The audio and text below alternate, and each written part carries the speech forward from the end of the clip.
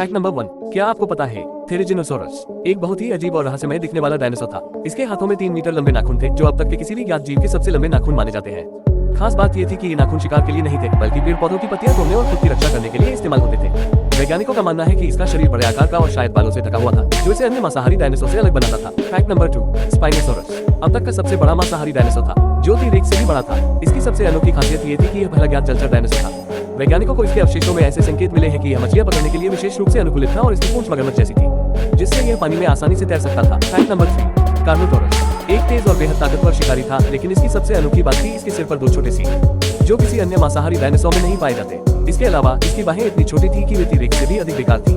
वैज्ञानिकों का मानना है कि यह पूरी तरह से अपने जबड़े की ताकत पर निर्भर करता था और इसकी गर्दन भी बेहद मजबूत थी, जिससे ये शिकार को जबरदस्त झटके दे सकता था। फैक्ट नंबर 4, माइक्रोरैप्टर 4 पंखों वाला एक छोटा डायनासोर था, जो पेड़ों के बीच से उड़ सकता था। इसकी अनोखी बात ये थी कि इसके अगले और पिछले दोनों पैरों पर पंख थे, जिससे ये पूरी तरह से पक्षियों की तरह नहीं उड़ सकता था, लेकिन आसानी से एक पेड़ से दूसरे पेड़ तक ग्लाइड कर सकता था।